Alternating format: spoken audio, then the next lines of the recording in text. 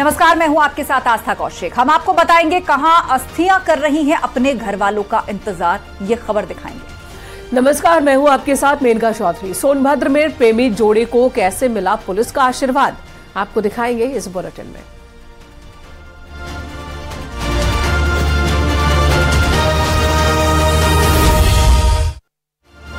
पितृपक्ष चल रहा है, भले ही अपने पूर्वजों के लिए लोग तर्पण कर रहे हों, वहीं इटावा से चौंकाने वाला मामला सामने आया, जहां आज भी कई अस्थियां हैं जो अपनों का इंतजार कर रही हैं। ये रिपोर्ट देखिए।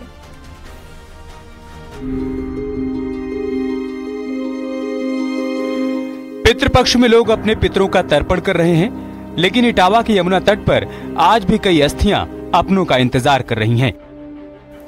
ये अस्थियां उनकी हैं जिनके अंतिम संस्कार के बाद उनके घर वालों ने विसर्जन नहीं किया और कई सालों से यमुना किनारे बने श्मशान घाट पर अस्थियां रखी हुई हैं, जिन्हें उनके परिजन भूल गए हैं और सुध भी नहीं ले रहे हैं।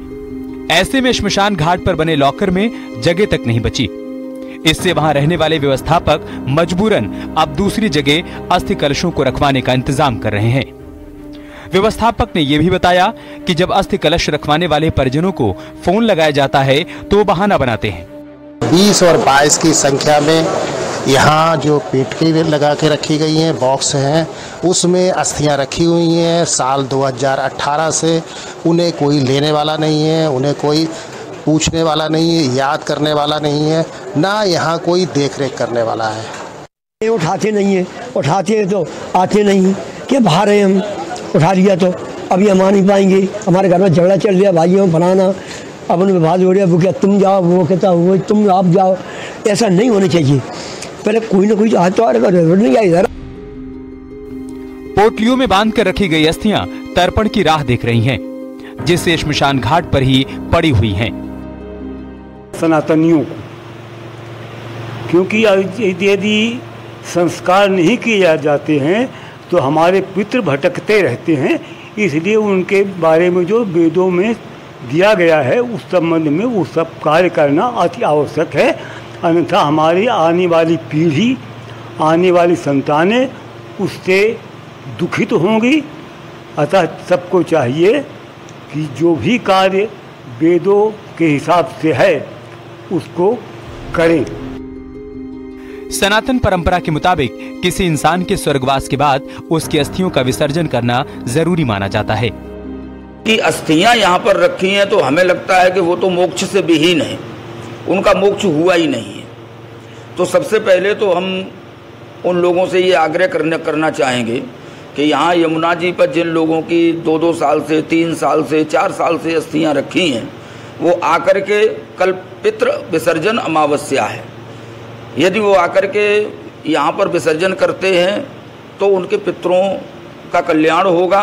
साथ ही साथ हमें लगता है कि यदि पितरों का कल्याण होता है तो उसका हमारे जीवन में भी बहुत कई अस्थियां कोरोना के समय की बताई जा रही हैं, लेकिन महंत परिजनों को विसर्जन करने के लिए आने की अपील कर रहे हैं। उनको पता है कि ये हमारे पिता की रखी हैं और उनके मन में इस तरीके के भाव हैं कि कोरोना काल की हैं, तो मुझे लगता है कि कोरोना का यहाँ पर कोई प्रश्न नहीं आना चाहिए, क्योंकि अस्थियों में कोरोना से संबंधित कोई विकार नहीं है। उनको विसर्जित करें। महंतों के मुताबिक अंतिम संस्कार के 3 या 4 दिन बाद अस्थियों को उठाया जाता है, लेकिन इटावा के इस श्मशान घाट से अस्थियां उठाने के लिए कोई परिवार नहीं पहुंचा। इटावा से न्यूज़ 18 के लिए दिनेश शाकी की रिपोर्ट।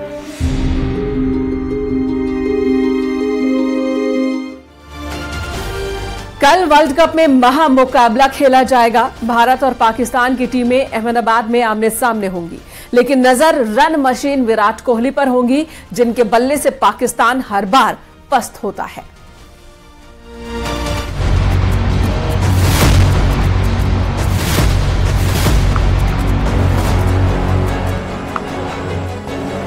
जुनून,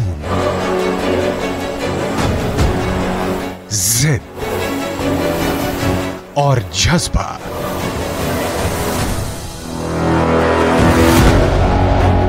मौजूदा वर्ल्ड कप में विराट जिस तरह से बल्लेबाजी कर रहे हैं, उसने विरोधी टीमों की नींद उड़ा दी है। वर्ल्ड कप में विराट कोहली का बल्ला रनों की बारिश कर रहा है। विराट ने पहले ऑस्ट्रेलिया और फिर अफगानिस्तान के खिलाफ जिस तरह से चेज करते हुए टीम इंडिया को जीत दिलाई, उसने पाकिस्तान के लिए खतरे की घंटी बजा दी है। मौजूदा वर्ल्ड कप में विराट कोहली 2 मैच में 140 रन बना चुके हैं। विराट कोहली के इस प्रचंड फॉर्म को देखकर बाबर एंड कंपनी खौफ में है और अब पाकिस्तान की टीम भी बोल रही है कि हमें विराट कोहली से बचा लो। वर्ल्ड कप में जब टीम इंडिया पाकिस्तान के खिलाफ मैदान में उतरेगी तो पूरे हिंदुस्तान की नजरें किंग कोहली पर रहेंगी। विराट कोहली वो बल्लेबाज है जिसकी बल्ले की धार किसी तलवार से कम नहीं है और बात जब सबसे बड़े दुश्मन पाकिस्तान की हो तो विराट कोहली का कोई जवाब नहीं। विराट कोहली ने पाकिस्तान के खिलाफ अब तक 15 मैचों में 55.16 की धमाकेदार औसत के साथ 662 रन बनाए हैं। पाकिस्तान के खिलाफ विराट कोहली 3 शतक भी लगा चुके हैं। वर्ल्ड कप में विराट कोहली टीम इंडिया की सबसे बड़ी उम्मीद है। विराट कोहली रोहित की आर्मी का वो हथियार है जिसकी बाजुओं में इतनी ताकत है कि वो अकेले दम पर पाकिस्तान की टीम को धूल चटा सकते हैं। इस साल वनडे फॉर्मेट में विराट कोहली के रिकॉर्ड इस बात की गवाही दे रहे हैं। 2023 में विराट कोहली के नाम 18 मैच में 62.66 की शानदार औसत के साथ 752 रन है। इस दौरान विराट कोहली के नाम 3 शतक और 4 अर्धशतक है। जितनी बड़ी चुनौती उतना ही दमदार खेल। विराट कोहली पर यह बात पूरी तरह से फिट बैठती है। वर्ल्ड कप जैसे प्लेटफॉर्म में विराट कोहली का खेल और भी निखर जाता है। विराट कोहली का बल्ला जब चलता है तो विरोधी टीम कांपने लगती है और उनकी सारी स्ट्रेटजी धरी की धरी रह जाती है। अगर भारत को पाकिस्तान से जीतना है तो विराट का चलना बेहद जरूरी है। सोनभद्र में पुलिस का मानवीय चेहरा सामने आया। एक प्रेमी जोड़े की पुलिस ने शादी करवाई और साथ ही उन्हें सुरक्षा का भी आश्वासन दिया।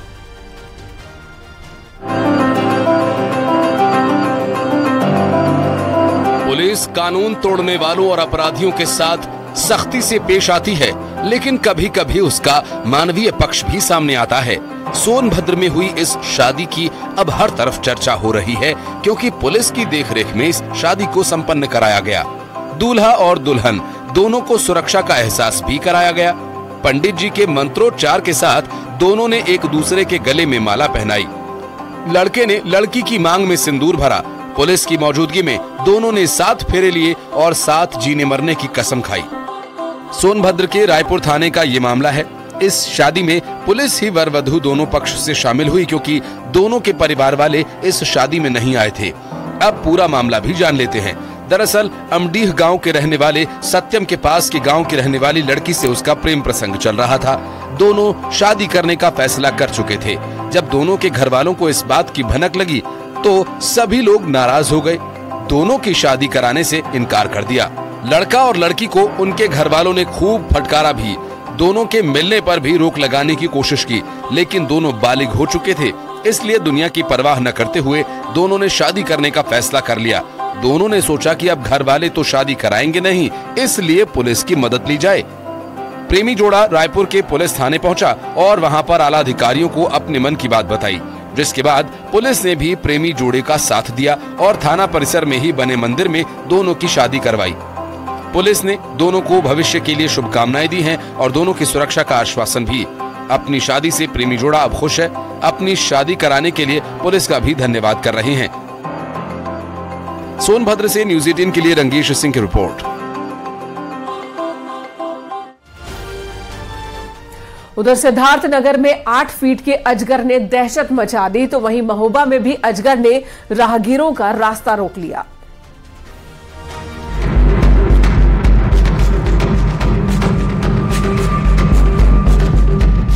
सिद्धार्थनगर के खेतों में लोगों का जमावड़ा लगा है।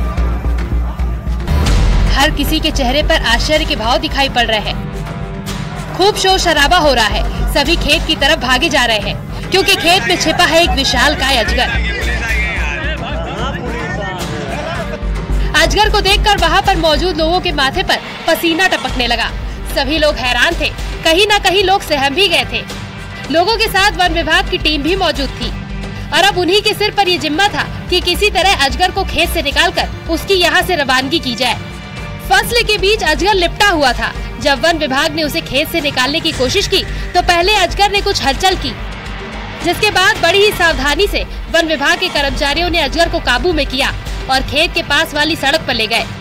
पूरे इलाके में अजगर की खबर फैल चुकी थी। इतने में लोग मौके पर पहुंचते रहे। सड़क पर 8 फीट लंबे अजगर को देखकर हर कोई हैरान था। भवानीगंज थाना क्षेत्र की ये घटना है। स्थानीय लोगों के मुताबिक पिछले 2 दिन से अजगर खेत में छिपा हुआ था। इतना ही नहीं, लोगों ने ये भी बताया कि अजगर बकरी को निगलने की कोशिश करने लगा। बकरी के शोर को सुनकर लोग दौड़ पड़े और बकरी को किसी तरह अजगर के चंगुल से बचाया। इसके बाद अजगर बकरी को छोड़कर पास के खेत में छिप गया। इसके बाद स्थानीय लोगों ने वन विभाग को सूचना दी। वन विभाग की टीम आई और अजगर को पकड़ने में कामयाब रही। बाद में उसे जंगल में छोड़ दिया गया।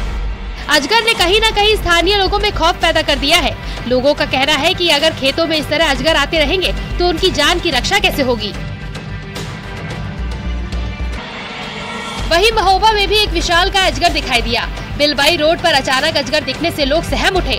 अजगर पत्थरों के बीच आराम से लेटा हुआ था। बाद में अजगर भी हरकत में आया और रोड से हटकर झाड़ियों में जा छिपा। इसके बाद राहगीर आगे बढ़ सके। Bureau report, news 18।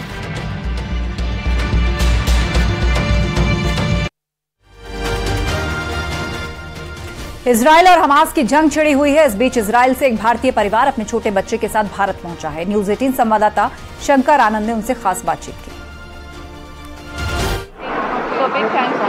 इस वक्त मैं दिल्ली स्थित आजिया एयरपोर्ट पे हूँ। यहाँ पे विशेष तौर पे बात करेंगे एक ऐसे परिवार से जहाँ पर एक छोटा सा मेहमान भी है जो इजराइल से लौटा है। आपका नाम और कहाँ के रहने वाली हैं?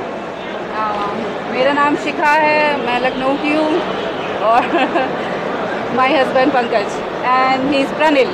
प्रणिल, तो यहाँ पर जिस तरह से हालात थे उस हालात से निकल के आप बाहर आई है और जिस तरह से केंद्र सरकार के द्वारा ऑपरेशन अजय चलाया गया, तमाम भारतीय मूल के लोगों को वहाँ से निकाला जा रहा है, कैसे देख रही हैं?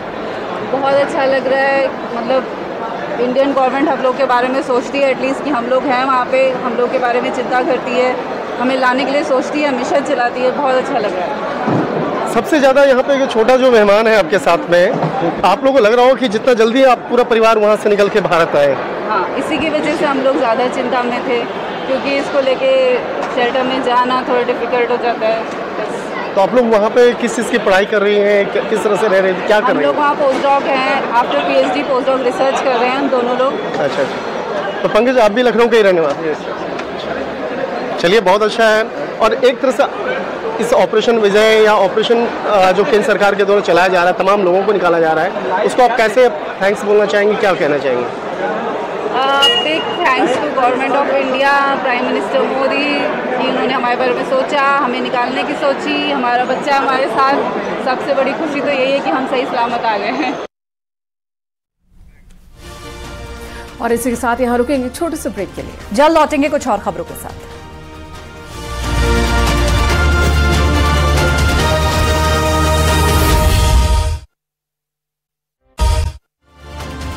ब्रेक के बाद खबर मथुरा से, जहां पर पुलिस ने लड़कियों को बंधक बनाकर सेक्स रैकेट चलाने वाले गिरोह का पर्दाफाश किया। 4 बदमाशों को पुलिस ने गिरफ्तार किया है। इनके कब्जे से 3 लड़कियों को छुड़ाया गया। पुलिस ने कोसीकला इलाके में एक होटल पर छापेमारी की और इस दौरान यहां चल रहे सेक्स रैकेट का खुलासा किया। ये गिरोह मानव तस्करी से जुड़ा हुआ है। अलग अलग राज्यों से लड़कियां बंधक बनाकर यहां लाते हैं और फिर इस दलदल में धकेल देते हैं। झारखंड की लड़की ने अपनी बहन को बंधक बनाकर रखे जाने की जानकारी दी थी। 1 हफ्ते पहले दिल्ली में बाल कल्याण समिति से शिकायत हुई थी, जिसके बाद पुलिस ने इस कार्रवाई को अंजाम दिया। वो तो कहाँ गए वो? तो हमारे पास जो लेटर आया था उसी में इसका सार लिखा हुआ था। उस लेटर में बताया गया था कि कोई दीपक नाम का आदमी है जो इनको प्लेसमेंट एजेंसी के माध्यम से घर में काम कराने के माने गुड़गांव में लेकर आया था, गुड़गांव के लिए। और कुछ टाइम तक इस लड़की से कोठी में काम भी कराया गया गुड़गांव में और उसके बाद ला करके यहाँ पर वेश्यावृत्ति के धंधे में धकेल दिया गया। भदोई में युवक की धारदार हथियार से हत्या कर दी गई। मामला मथुरापुर का है और बताया जा रहा है कि मृतक 2021 में हुई हत्या का आरोपी भी है। पुलिस ने यह भी जानकारी दी कि 24 जून 2021 को मोहम्मद साबिर नाम के एक व्यक्ति की हत्या हुई थी, जिस मामले में मृतक सौदागर को पुलिस ने गिरफ्तार करके जेल भेजा था। करीब 2.5 महीने पहले सौदागर जेल से बाहर आया है। पुलिस ने मुकदमा दर्ज कर लिया है और आरोपियों की तलाश कर रही है। सौदागर है, पुत्र स्वर्गीय अकबर अली, जिसकी धारदार हथियार से मार करके उसकी हत्या हो गई है। इसके संबंध में थाना भदोई पर उचित धाराओं में बंद कर लिया गया है। मृतक के शव को रात को ही पुलिस कब्जे में लेकर पोस्टमार्टम के लिए भेज दिया। रात्रि में वरिष्ठ अधिकारी हम सभी मौके पर पहुंचे थे और घटना के संबंध में जानकारी और अभियुक्तों की गिरफ्तारी का प्रयास किया गया है और अभी टीमें लगी हैं अभियुक्तों की गिरफ्तारी के लिए। और अगली खबर आगरा से, जहां पर एक मिठाई के गोदाम के अंदर युवक की हत्या का मामला सामने आया। युवक की हत्या का आरोप मिठाई के गोदाम में काम करने वाले एक दूसरे कर्मचारी पर है। पुलिस ने शव को कब्जे में लेकर पोस्टमार्टम के लिए भेजा है। थाना जगदीशपुरा क्षेत्र के बोदला में ये वारदात हुई है।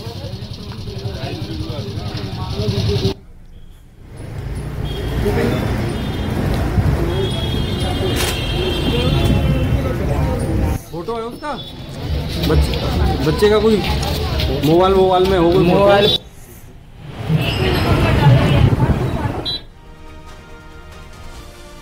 अयोध्या में भव्य श्री राम मंदिर की प्राण प्रतिष्ठा को लेकर शुभ मुहूर्त की घोषणा कर दी गई है। 22 जनवरी 2024 को मृगशिरा नक्षत्र में रामलला की प्राण प्रतिष्ठा होगी। खुद प्रधानमंत्री मोदी भी इस दौरान मौजूद होंगे। प्राण प्रतिष्ठा का अनुष्ठान 16 जनवरी से शुरू हो जाएगा। प्राण प्रतिष्ठा महोत्सव के लिए बनाई गई कमेटी के मुताबिक 22 जनवरी को दिन में 11:30 से 12:30 बजे के बीच रामलला की प्राण प्रतिष्ठा की जाएगी। हालांकि प्राण प्रतिष्ठा से पहले 16 जनवरी से ही अनुष्ठान शुरू हो जाएंगे। 17 जनवरी को रामलला की प्रतिमा को पूरे अयोध्या में भ्रमण कराया जाएगा। यह शोभा यात्रा पंचकोस की परिधि में भ्रमण करेगी। तो वहीं 18 जनवरी को प्राण प्रतिष्ठा की विधि का आरंभ गणेश अंबिका पूजन, वरुण पूजन, मातृका पूजन, ब्राह्मण वरण, वास्तु पूजन से होगा। मूर्ति प्रतिष्ठा अनुष्ठान के क्रम में 19 जनवरी का दिन भी खास होगा। इस दिन अग्नि प्राकट्य, नवग्रह स्थापना और हवन होगा। 20 जनवरी को मंदिर के गर्भगृह को सरयू से लाए गए 81 कलशों के जल से स्नान के बाद वास्तु शांति और अनुनाधिवास कर्मकांड होंगे। 21 जनवरी को 125 कलशों से प्रतिमा का दिव्य स्नान के बाद शय्याधिवास कराया जाएगा। 22 जनवरी को सुबह नित्य पूजन के बाद मध्याह्न काल में प्राण प्रतिष्ठा के साथ महापूजा होगी। इस दौरान पीएम मोदी भी मौजूद होंगे। 22 जनवरी को प्राण प्रतिष्ठा के बाद 26 जनवरी से राम मंदिर आम लोगों के लिए खोल दिया जाएगा। अयोध्या में रामलला की मूर्ति की प्राण प्रतिष्ठा अनुष्ठान का जिम्मा काशी के पंडित लक्ष्मीकांत दीक्षित को सौंपा गया है।